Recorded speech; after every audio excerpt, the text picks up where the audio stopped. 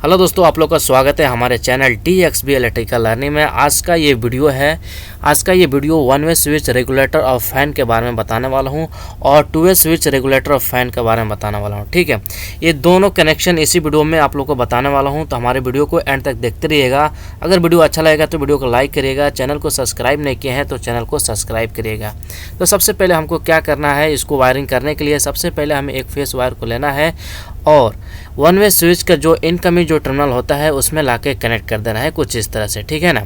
उसके बाद हमें क्या करना है, इसी स्विच से एक और वायर को निकालेंगे, जो उसका आउटपुट जो टर्मिनल होता है उससे कनेक्ट करके एक वायर को निकालेंगे और रेगुलेटर का जो इनकमिंग जो टर्मिनल होते हैं वहाँ पे एक साइड में लाकर कनेक्ट कर देना है कुछ इस तरह से। ठीक है ना।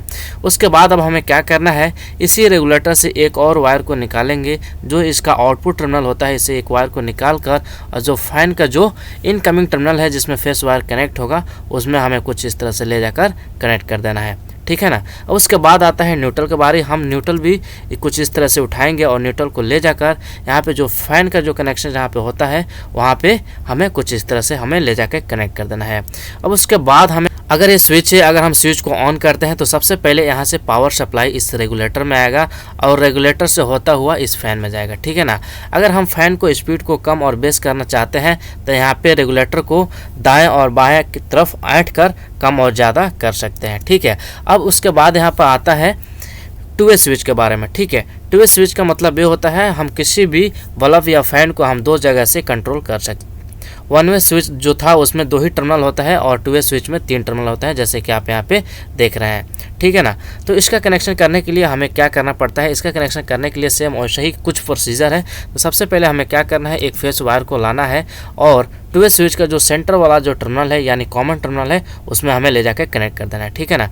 उसके बाद हमें क्या करना है, टू वे स्विच का जो ऊपर वाला टर्मिनल है उससे एक वायर को उठाएंगे और दूसरे टू वे स्विच का ऊपर वाले टर्मिनल में ले जाकर कनेक्ट कर देंगे। उसके बाद हमें क्या करना है, इसी टू वे स्विच से जो फर्स्ट वाला टू वे स्विच है उसका जो नीचे वाला टर्मिनल है, ठीक है, इससे एक वायर को उठाएंगे और ले जाकर दूसरे टू वे स्विच का जो नीचे वाला टर्मिनल है यानी L2 में हमें कुछ इस तरह से ले जाके कनेक्ट कर देना है। ठीक है ना। उसके बाद हमें क्या करना है, ये जो दूसरा टू वे स्विच आप देख रहे हैं इसका जो सेंटर वाला टर्मिनल अभी बाकी है, ठीक है, इससे एक वायर को उठाकर हमें रेगुलेटर का एक साइड टर्मिनल में किसी एक साइड टर्मिनल में ले जाके कनेक्ट कुछ इस तरह से। ठीक है। उसके बाद हमें क्या करना है, यहीं से एक और वायर को उठाएंगे यानी रेगुलेटर से ही एक और वायर को उठाकर यहाँ पे ले जाकर फैन में हमें कुछ इस तरह से कनेक्ट कर देना है। ठीक है ना। उसके बाद अब बारी आता है न्यूट्रल का। तो हम न्यूट्रल को भी कुछ ऐसे ही कनेक्ट करेंगे जैसे कि हम पीछे वाले वीडियो में कनेक्ट किए थे। न्यूट्रल को भी हमें ले जाकर कुछ इस तरह से डायरेक्टली कनेक्ट कर देना है फैन में। अब ये फैन जो हमारा है ये चलने के लिए बिल्कुल रेडी हो गया। ठीक है ना। इसको ऑन ऑफ करने के लिए हम सबसे पहले इसको बता देते हैं। अगर यहाँ पे टू वे स्विच लगा हुआ है, ठीक है ना, इस टू वे स्विच में ये होता है, अगर हम यहाँ से अगर फैन को चलाते हैं, ठीक है ना, यहाँ से चलाने के बाद हम यहाँ से ऑफ भी कर सकते हैं, दूसरे जगह से ऑफ भी कर सकते हैं। ठीक है ना।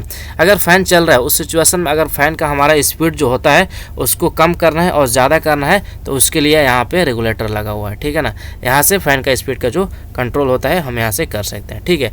तो हमारा वीडियो कुछ इस तरह से कंप्लीट हो रहा है। अगर हमारा वीडियो अच्छा लगा हो तो वीडियो को लाइक करिएगा, चैनल को सब्सक्राइब नहीं किया है तो चैनल को सब्सक्राइब करिएगा।